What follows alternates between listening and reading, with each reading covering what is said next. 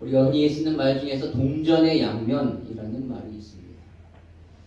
동전을 한번 보시면요. 한번 보실까요? 모처럼 만에 우리 한국 돈 보내요. 그렇죠? 100원 여기 있습니다. 동전을 보면 앞면은 그림으로 나오고 대부분 뒷면이 이제 숫자로 되어 있죠. 뉴질랜드 돈 보니까 앞에 이제 인물이 나오는데 엘리자베스 여왕 같아요. 그리고 뒤에는 저게 뭘까요? 새 학인가요? 예, 하여튼 동물 그림이 나옵니다.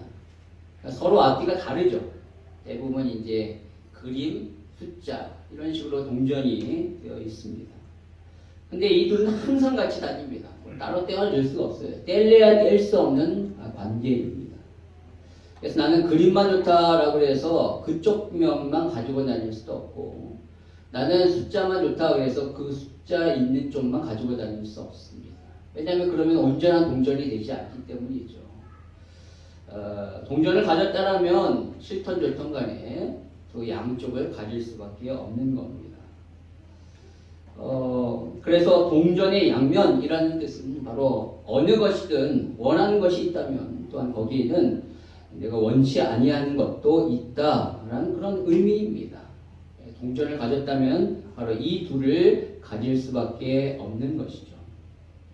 여러분, 믿음도 그렇습니다. 믿음도 우리가 지난주에 믿음의 사람들이 어떻게 위대한 승리를 거뒀는가에 대하여 살펴봤습니다.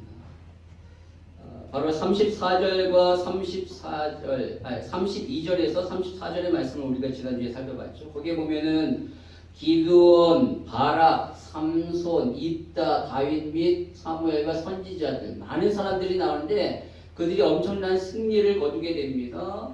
그들이 믿음으로 나라를 이기기도 하고 또 사자들의 입을 막기도 하고 불의 세력을 멸하기도 하며 칼날을 피하기도 하고 그렇게 나라를 승리 가운데 이끌기도 합니다. 그들이 어떻게 그렇게 했을까요? 그것은 바로 믿음으로 그렇게 한 것입니다.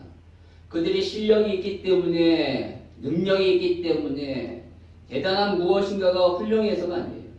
인격이 훌륭하고 대단한 능력이 있기 때문에가 아니라 오히려 그들은 굉장히 많은 실수와 잘못을 저질렀음에도 불구하고 그들에게는 믿음이 있었기 때문에 하나님께서 그 믿음 때문에 그들 가운데 이러한 위대한 승리를 주셨다라는 것이죠. 바로 히브리서 11장이 믿음의 장 아니에요. 믿음으로 이렇게 승리를 얻는다라는 것을 우리가 지난주에 살펴봤죠. 그래서 지난주에 제목이 뭐냐? 바로 믿음으로 위대한 승리를 경험하라 였습니다. 그런데 오늘 말씀의 제목이 뭡니까? 오늘 말씀의 제목은 뭐죠? 믿음으로 위대한 패배를 경험하라 입니다. 바로 믿음에는 위대한 승리가 있을 뿐만 아니라 거기서 끝나면 좋은데 또 다른 측면에서는 믿음으로 위대한 패배도 있다라는 거예요. 마치 동전의 양면과 같은 것이죠. 우리가 믿음을 가졌다면 이 두 가지를 모두 갖게 되는 거예요. 믿음은 언제나 우리가 생각하는 그런 승리만을 가져다 주지 않습니다. 분명히 그 다른 편에는 우리가 원치 않지만 믿음에는 패배도 가져다 주는 거예요. 즉 믿음으로 성공이 아니라 실패를 경험하고 영광이 아니라 수치를 경험하며 또한 생존이 아니라 죽음을 경험할 수 있다는 겁니다. 우리가 절대로 원하지 않는 그런 것들이 필수적으로 동반되는 것, 그것이 믿음이에요. 예수를 믿으면 승승장구한다, 잘 먹고 잘 산다, 이 땅 가운데 형통할 것이다. 아닙니다. 아니에요. 예수를 믿으면 그럴 수 있지만 분명히 따라오는 것이 있는데 고난과 아픔과 역경과 시험이 오게 되는 거예요. 그것을 내가 싫다고 해서 버릴 수 없어요. 마치 동전의 한쪽을 원한다고 해서 다른 쪽을 싫어한다고 해서 그것을 버릴 수 없듯이 믿음도 마찬가지라는 겁니다.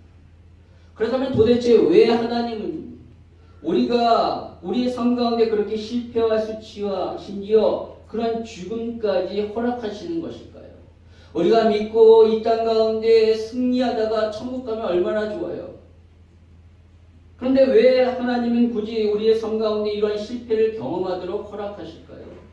그 이유는 바로 믿음의 완성은 고난을 통하여 역경을 통하여 완성되기 때문에 그렇습니다. 믿음의 최고의 수준이 바로 실패와 수치와 죽음으로 인하여 완성되기 때문에 그래요. 여러분 우리가 영화를 보거나 소설을 읽으면 이제 이야기가 딱 진행되다가 그 절정, 최고의 절정, 클라이맥스가 어디에 있죠? 보통 끝에 오게 됩니다. 그 이야기의 끝에 오게 되죠. 그래서 딱 큰 클라이맥스를 딱 찍고 그 다음에 결론을 맺게 돼요. 근데 만약에 그 절정이 클라이맥스가 처음에 오거나 아니면 중간에 오면 그 영화나 그 소설은요 재미가 없습니다.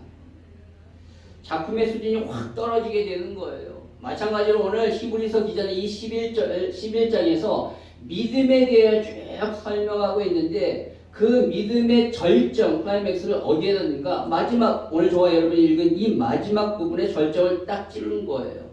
그런데 그 절정이 우리가 기대하는 그런 승리가 아니라는 거예요. 위대한 승리로 끝나지 않습니다. 이 11장의 이야기를 보면 처음과 중간은 아주 잘 나가요. 우리가 기대하는 것만큼 그렇게 막 흥미진진하게 막 승리하며 나아갑니다. 특히 우리가 지난주에 살펴봤듯이 32절에서 34절에 나오는 이 사람들 엄청나게 다이나믹한 엄청난 승리, 위대한 승리를 거두게 됩니다. 그럼 여기서 딱 끝나면 얼마나 좋아요. 야, 믿음은 그래. 믿으면 이렇게 승리하는구나. 라고 끝나면 좋은데 갑자기 35절부터 이상한 내용이 나옵니다. 바로 믿음의 사람들이 고문을 받는데요. 그들이 조롱과 채찍과 결박과 옥에 갇히는 시련을 당합니다. 뿐만 아니라 37절에 보니까 돌에 맞아 죽고 심지어 톱에 켜서 죽고 칼에 맞아 끔찍한 결말을 맞이합니다. 그러면 이게 무슨 절정이에요? 이게 무슨 클라이맥스입니까? 만약 이런 영화나 소설이 나온다면 사람들이 싫어할 겁니다. 아, 주인공이 죽는데 뭘 좋아하겠어요? 그것도 아주 비참하게 끔찍하게 다 죽는다면 재미가 하나도 없는 것이죠. 그러나 오늘 히브리서 기자는 바로 믿음의 최고의 절정은 바로 이러한 고난과 죽음이다 라고 말하고 있는 겁니다. 왜냐하면 믿음의 완성은 고난을 통해 이루어지기 때문에 믿음의 진정한 승리는 바로 이러한 죽음을 통하여 완성되기 때문에 그렇습니다. 왜 죽음이 진정한 승리일까요? 그것을 우리에게 잘 보여주셨던 분이 예수님이에요. 예수님이 그것을 우리에게 확실히 보여주셨습니다. 예수님은 수많은 병자를 고치셨어요. 귀신도 쫓아내셨습니다. 예수님은 한마디의 말로 풍랑이 잠잠케 하기도 하고 무화과 나무를 말라 죽게도 만드셨어요. 온 세상 만물이 예수님의 권위 앞에 무릎 꿇습니다. 그리고 예수님의 보리떡 5개와 물고기 2마리로 기도하니까 5,000명을 먹이는 엄청난 기적과 이적이 일어납니다. 소위 말하면 승리예요, 승리. 그렇죠. 굉장한 성공과 승리를 거두신 거예요. 그러나 예수님은 그 승리의 길을 끝까지 가지 않습니다. 예수님의 삶의 끝까지 그렇게 막 승승장구하고 완전히 그렇게 딱 성공하면 좋은데 예수님은 그렇게 하시지 아니하고 그의 마지막은 바로 십자가와 죽음으로 끝났어요. 사실 예수님은 십자가를 지실 필요가 없죠. 죽으실 필요가 없어요. 왜냐하면 그분 죄가 하나도 없으신 분이시기 때문에 얼마든지 십자가에 억울하게 달리셔도 그분의 능력 가운데 천군 천사를 12명의 천군 천사를 불러서 그 십자가에 내려와 자신을 못 받는 사람들을 다 섬멸하고 유대 왕으로 등극하실 수 있습니다. 그런 사람들이 막 박수치겠죠. 와, 우리 주님. 그런데 주님은 그렇게 하시지 아니하시고 죽음을 택하셨어요. 왜요? 왜냐하면 그것이야말로 구원의 길이기 때문에 그렇습니다. 그렇게 하는 것이 구원의 길이에요. 그렇게 하는 것이 바로 우리의 믿음이 완성되는 길이기 때문에 그렇습니다. 십자가 없는 구원이 온전한 구원이 아니듯 고난이 없는 믿음은 온전한 믿음이 아닌 거예요.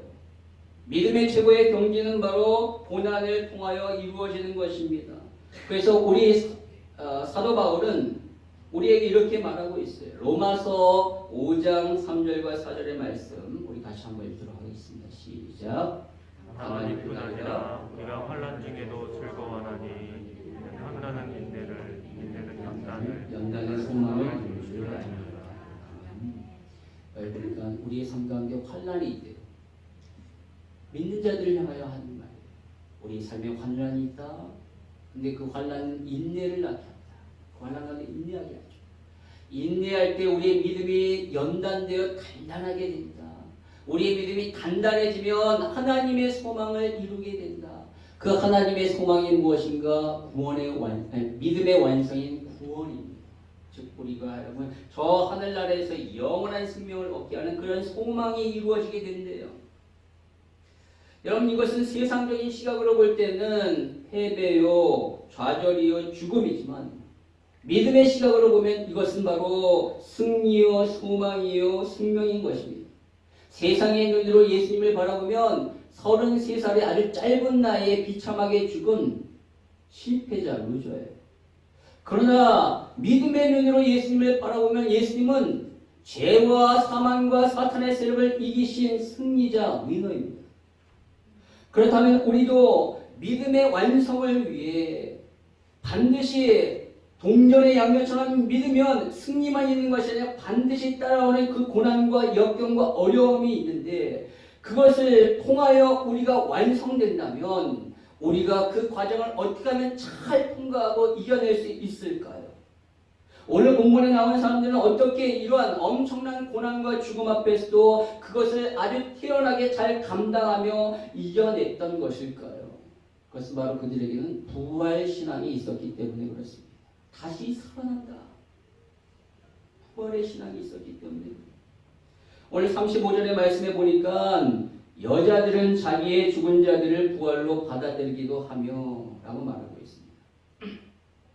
여기서 말하는 여자들이란 학자들이 말하기를 바로 구약의 열왕기상 17장에 나오는 바로 사르밧 과부와 또 열왕기하 4장에 나오는 수넴 여인일 것이다 라고 얘기합니다.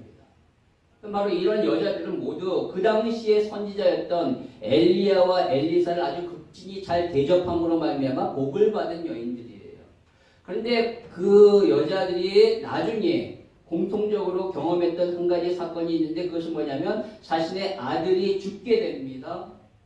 그랬을 때 선지자가 엘리야와 엘리사가 그들을 위하여 기도할 때 그들이 다시 살아나요. 아들들이 살아나는 놀라운 기적과 이적을 경험합니다. 열왕기에는 기록되어 있지 않지만 오늘 본문 히브리서 기자는요. 바로 이 아들들이 이러한 살아나고 기적이 일어난 것은 바로 그 어머니 여자들이 자기 아들이 살아날 것을 믿었기 때문이다 라고 말하는 거예요. 그래서 오늘 본문에 보면 믿음으로 라는 단어는 없어요. 믿음으로 여자들은 자기의 죽은 자들을 부활로 그런 말은 없어요. 믿음으로는 말이 없지만 이 원문에 보면 35절은 33절과 쭉 연결되어 나오는 내용이에요. 33절에 뭐라고 하냐면 그들은 믿음으로 나라를 이기기도 하고 저게 승리합니다. 그래 그 내용이 쫙 나오는 내용이 35절이에요. 그러니까 34절에 나오는 내용도 보면 불의 세력을 멸하기도 하며 라는 것은 바로 그들은 믿음으로 불의 세력을 멸하기도 하며 라는 말이고 오늘 35절도 믿음으로 여자들은 자기의 죽은 자들을 부활로 받아들이기도 하며 라는 말이라는 거예요. 즉 34절과 35절은 33절의 그 내용과 연결되어 쭉 나오는 것이기 때문에 앞에 있는 그들은 믿음으로 라는 단어를 굳이 안 썼던 거예요. 왜냐하면 여기에 딱 걸려서 쫙 해당되는 내용이기 때문에 무슨 말인지 아시겠죠? 예. 그래서 세번역 성경에는 35절을 이렇게 번역하고 있습니다. 믿음으로 여자들은 죽었다가 부활한 가족을 다시 맞이하였습니다. 라고 번역하는 거예요. 바로 그의 어머니들이 부활에 대한 믿음이 있었기 때문에 그의 아들들이 살아났다라는 것이죠. 그런데 이 부활은 그들이 믿었던 이 부활은요, 이 땅에서 살아나는 잠깐의 일시적인 부활인 거예요. 내 아들이 죽었지만 선지자들이 기도해주면 살아날 것을 믿습니다. 라는 그런 믿음은 단순히 이 땅 안에 다시 한번 죽었다가 살아나는 믿음, 일시적인 그런 부활에 대한 믿음이었어요. 그래서 엘리야와 엘리사가 그 아이들을 살려줬지만 그 아이들은 또 나중에 나이가 들면 죽게 됩니다. 또 죽게 돼요. 그런데 오늘 35절 중반에 보면 히브리서 기자는 다른 부활을 또 얘기하고 있어요. 35절에. 그 다른 부활을 뭐라고 하냐면 더 좋은 부활이다라고 말합니다. 더 좋은 부활. 여러분 이 더 좋은 부활, 또 어떤 이들은 더 좋은 부활을 얻고자 하여 심한 고문을 받되 무차에 풀려나기를 원하지 아니하였으며. 여러분 여기서 말하는 더 좋은 부활이란 이 땅 가운데 잠시 죽었다가 살아나는 일시적인 부활이 아니라 저 하늘나라에서의 영원한 생명을 얻는 부활. 그 부활을 말하는 거예요. 우리가 이 땅에 죽고 우리가 다시 부활하는데 저 하늘나라에서 부활해서 이제는 영원히 죽지 아니하는 영원한 부활을 저 하늘에서 경험할 것이다. 천국에서의 영원한 생명을 말하는 겁니다. 그래서 그 영원한 부활을 믿기 때문에 이들은 이 땅에서 살기 위하여 구차히 변명하지 아니하고 하나님을 부인하지 않았다는 거예요. 창으로 위협해도, 총으로 위협해도, 칼로 위협해도, 톱으로 위협해도 그들은 영원한 생명을 얻을 그 부활을 믿었기에 구차하게 믿음을 배반하지 않았다는 거예요. 왜요? 죽으면 영원한 생명을 얻으니까. 그런 믿음이 있었다는 거죠. 여러분 우리가 어떠한 고난과 고통을 감내할 수 있는 것은 바로 미래에 대한 소망이 있기 때문에 그렇습니다. 지금 어렵지만 앞으로는 나아질 거야 라는 소망이 있으니까 견디는 거 아니에요. 그렇죠. 그럼 군대에 가신 분은 군대에서 군인들이 그 고된 훈련을 견딜 수 있는 이유, 그리고 엄격한 그 규율 가운데 2년, 요즘은 뭐 1년 반이라고 얘기하더라고요.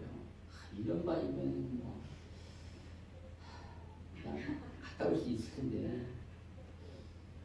근데 그들이 그런 것을 견딜 수 있는 이유는 바로 제대하면 집에 간다 라는 희망이 있기 때문에 그래요. 그렇죠?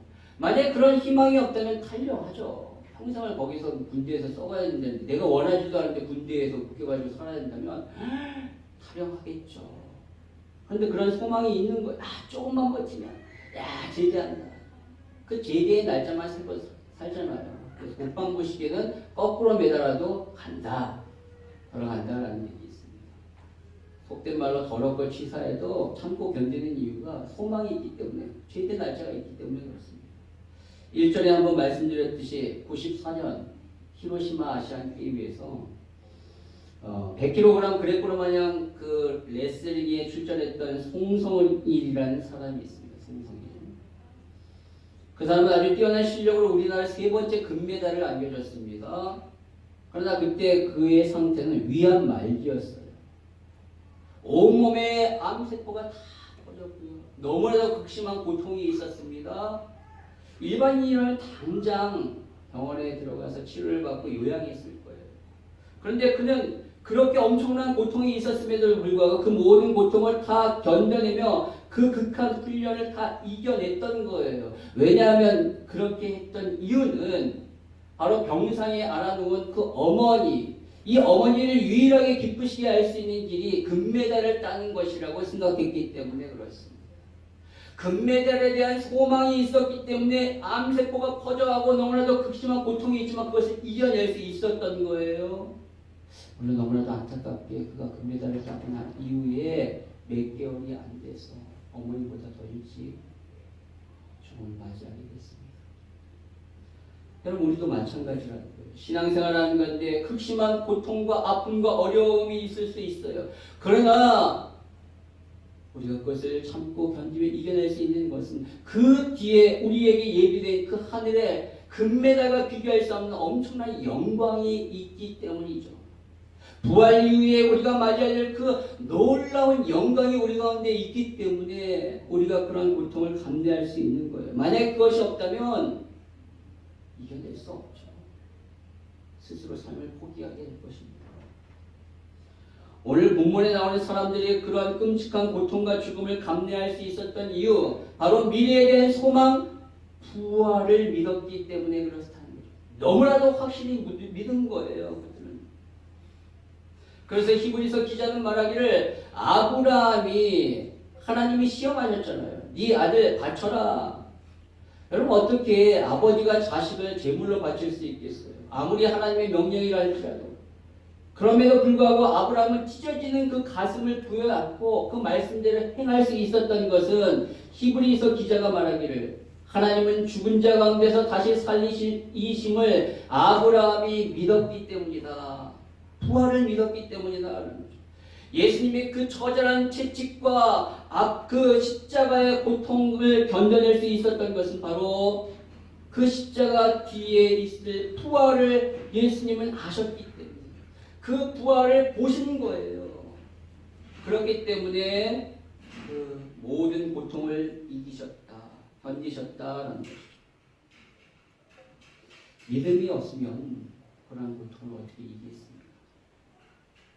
여러분 커바디스라는 영화가 있습니다. 보신 분들도 있으실 거예요. 커바디스에 보면 네로 황제가 그리스도인들을 엄청나게 잡아 죽여요. 어떻게 죽였는가? 원형 경기장에 보여주실래요? 사자를 풀어버립니다. 사자밥이 되게 하죠. 그때 한 아이가 공포에 떨면서 막 울었어요. 그때 어머니가 그 아이를 안고 말하기를 얘야 너무너무 무섭지, 너무너무 두렵지. 하지만 잠시 눈을 감고 잠깐만 버텨라. 네가 그러면 잠깐 눈을 감고 버티면 잠시 후에 네가 눈을 뜨는 그 순간에 너무나도 사랑하는 예수님이 저 천국에서 너를 맞이하실 거야. 여기는 부활에 대한 소망과 희망이 있기 때문에 이 아이와 함께 그런 죽음의 두려움을 견딜 수 있었던 것이죠. AD 155년경에 사도 요한의 제자였고 성원화 교회의 감독이었던 폴리카드라는 감독이 있었습니다. 수많은 사람들 앞에서 그가 화형을 당했어요. 그때 믿음을 부인하라. 네가 한 번만 예수를 부인하면 내가 살려줄게 라고 그렇게 했지만 그 앞에서 그가 어떻게 얘기했는가? 나는 86년 동안 나를 구원하신 나의 왕을 섬겨왔어. 그리고 그분은 단 한 번도 나를 배신하지 않으셨어. 그런데 내가 어떻게 그분을 배신하고 그분을 저주할 수 있겠어? 어떻게 이런 고백을 할 수 있었을까요? 지금 화형당하지만 그 죽음 이후에 자신이 그토록 사랑했던 예수 그리스도를 보게 된다라는 그런 부활에 대한 분명한 믿음이 있었기 때문에 이런 고백을 할 수 있었겠죠. 여러분 주님을 위하여 죽을 상황이 되면 죽어야 합니다. 그것이 너무나도 큰 고통이고 끔찍할 겁니다. 어려울 거예요. 하지만 우리는 그래야 합니다. 오늘 35절에 보면 심한 고문을 받을 때 구차에 풀려나기를 원하지 아니하였다. 믿음을 부인하고 구차하게 살 바에야 믿음을 지키기 위해 죽었다라는 것이죠. 그들이 그렇게 할 수 있었던 것은 바로 지금이 끝이 아니라 이 뒤에 반드시 부활이 있음을 그들은 믿었기 때문에 그 부활 이후의 삶은 이 땅과 비교할 수 없는 너무나도 아름다운 영광스러운 삶임을 그들은 알았기 때문에 그렇다는 것이죠. 그래서 사도 바울은 말합니다. 로마서 8장 18절에 이렇게 얘기합니다. 우리 다시 한번 읽겠습니다. 시작. 생각하건대 현재의 고난은 장차 우리에게 나타날 영광과 비교할 수 없다. 현재의 고난이 무서워서 미래의 영광을 버리는 어리석은 자가 되지 않기를 바랍니다. 그 영광을 위하여 그 영광을 바라보시면서 현재의 고난을 감내하시는 여러분들 바랍니다. 오늘 이러한 사람, 바로 이러한 사람들을 향하여 히브리서 기자는 뭐라고 얘기하는가? 38절에 세상이 감당하지 못하느니라. 세상이 감당하지 못하는 사람이래요. 여러분 이 말은 원문으로 보면 이런 뜻이에요. 세상은 그들에게 아무런 가치가 없는 것입니다 라는 뜻이에요. 여러분 이 세상에 많은 사람들이 세상이 너무나도 큰 가치로 다가옵니다. 그래서 세상에 좋은 것을, 이 세상의 명예를 얻고 이 세상의 부를 얻기 위하여 모든 것을, 생명을 걸죠. 그러나 이들은, 이 믿음의 사람들은 세상의 가치, 그들에게 세상의 가치가 있는 거 아니에요. 그들에게 있어서 가치는 이 땅에 있는 것이 아니라 저 하늘에 있었기 때문에 세상을 향하여 목숨 걸지 않아요. 저 하늘을 위하여 목숨 건 거예요. 그렇기 때문에 세상이 아무리 그들을 핍박하고 죽이려 한다 할지라도 그들이 살기 위하여 하늘의 가치를 포기하지 않았다는 것이죠. 그렇게 하니까 세상이 손을 드는 거예요. 감당 못하겠다. 이들은. 그럼 세상에서 가장 무서운 사람이 누굽니까? 죽기를 각오한 사람이에요. 그 사람은 무서울 게 없어요. 아니 죽어도 된다는데 뭐가 더 이상 무엇으로 협박할 수 있겠어요? 사람에게 있어서 가장 큰 협박은 죽이겠다라는 거 아니겠습니까? 그냥 죽어도 돼. 아무 협박이 소용이 없게 되는 거예요. 교도소에서 사형수는요 함부로 건들지 못합니다. 되도록이면 그들의 요구를 다 들어주려고 해요. 간수들이 어차피 그들은 최고형을 받았기 때문에 그들의 심기를 불편하게 해서 난동을 부려봤자 더 이상 형량이 증가하지 않습니다. 그래서 그들의 심기를 건들지 않으려고 되도록이면 맞춰주죠. 조심합니다. 간수들이 조심해요. 비유가 적절하지는 않겠지만 성경은 바로 믿음의 사람들이 그렇다는 거예요. 부활에 대한 소망을 가지고 있기에 이 세상에 대한 죽음에 대한 두려움 그것을 뛰어넘어요. 그래서 세상의 어떠한 공격도 다 그 앞에서 그들은 굴하지 않고 견뎌냈던 거예요. 그래서 결국 세상이 그들을 이기지 못하고 세상이 그들을 포기했다라고 말하는 겁니다. 중국에서 1960년도, 70년도에 모택동의 문화혁명으로 교회의 시를 다 말려버렸다고 그들은 생각했습니다. 그런데 시간이 지나서 문호가 개방되고 경제적인 개방이 일어나면서 뚜껑을 딱 열어보니까 이게 웬일? 거기는 수많은 기독교인이 있었고 수많은 지하교회가 있었습니다. 세상이 그들을 이기지 못했어요. 지금도 중국 정부는 교회를 핍박합니다. 그러나 현재 중국 기독교인은 1억 명이 넘었습니다. 그리고 학자들은 2030년에는 3억 명이 될 것이다 라고 얘기합니다. 북한도 마찬가지죠. 세상에서 가장 폐쇄적이고 기독교인을 가장 심하게 핍박하는 그런 북한이지만 그것에 복음은 꺼지지 아니하고 거기에 수많은 지하교회가 존재하고 있음을 우리는 압니다. 바로 그들은 부활신앙으로 그 모든 고통과 어려움을 이겨내고 있는 거예요.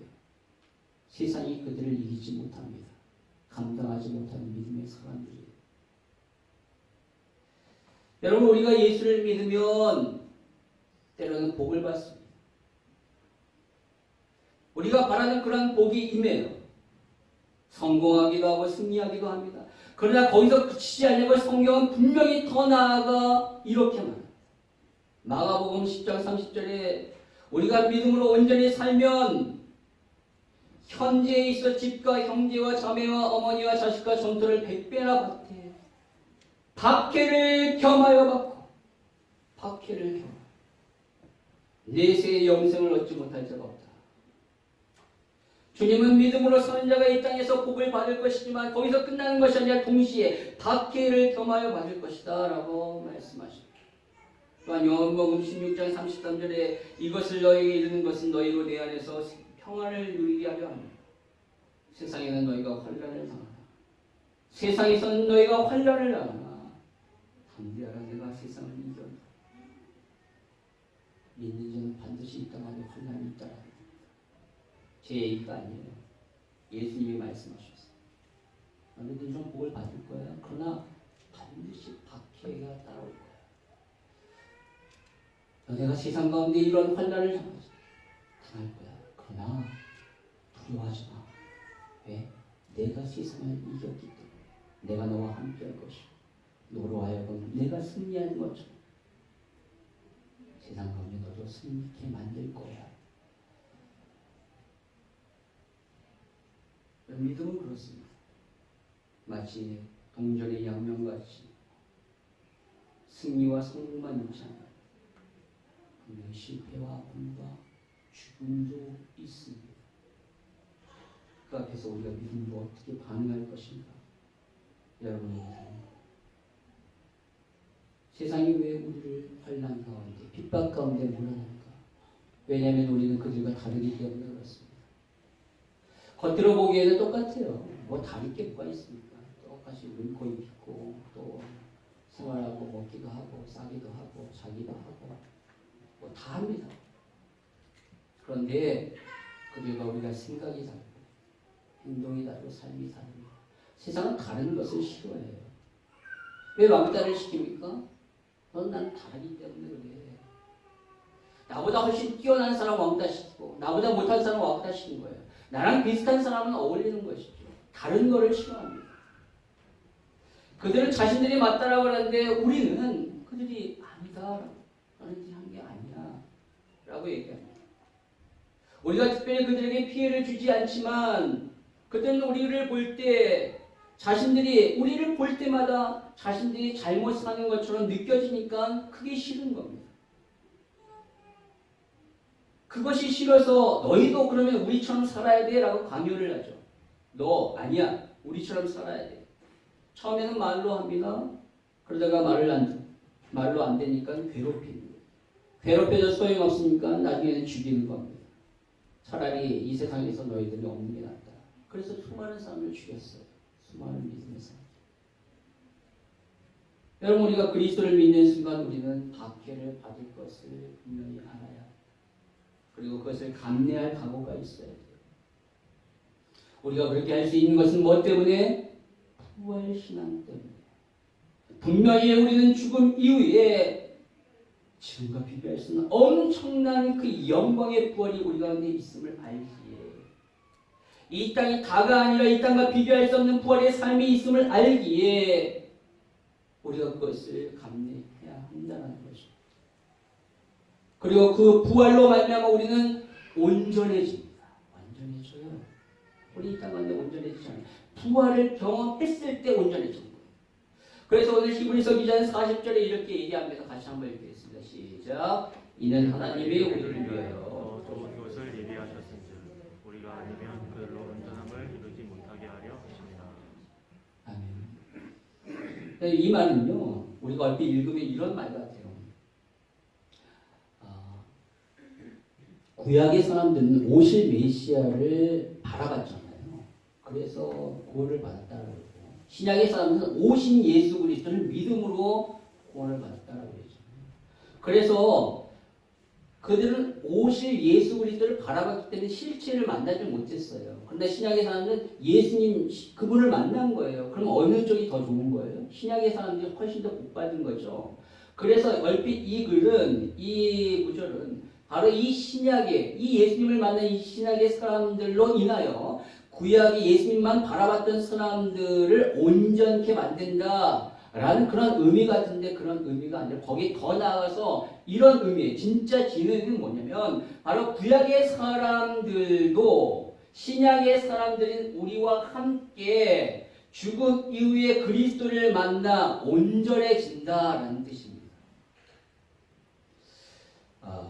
구약의 사람들 그들도 죽음 이후에 저 하늘나라에서 부활할 것이고 신약의 사람들 예수를 믿는 사람들도 죽음 이후에 하늘나라에서 부활할 것이며 이들이 그리스도를 안에서 만나 완전한 온전한 삶을 이룬다. 뭐죠? 부활이에요.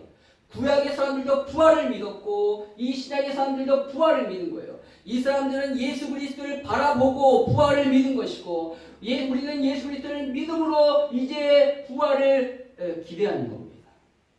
바로 그들이 진짜로 죽었을 때 구약과 신약의 사람들이 그리스도를 만나 그 안에서 온전해지는 것을 경험할 것이다 라는 겁니다. 부활입니다. 부활이 있었기 때문에 여러분 이것이 우리 가운데 필요합니다. 그 부활 신앙으로 인해 우리는 이 땅에 모든 핍박과 어려움을 이겨낼 수 있을 줄 믿습니다. 부활을 믿으십니까? 믿으십니까? 그 부활의 신앙으로 여러분의 인생 가운데 때로는 감당할 수 없는 어려움과 아픔과 핍박이 온다 할지라도 그래 그 부활의 신앙으로 그것을 잘 이겨서 주님이 예비하시고 비교할 수 없는 놀라운 은혜와 영광을 경험하시는 저와 여러분 되시길 주님의 이름으로 축복합니다.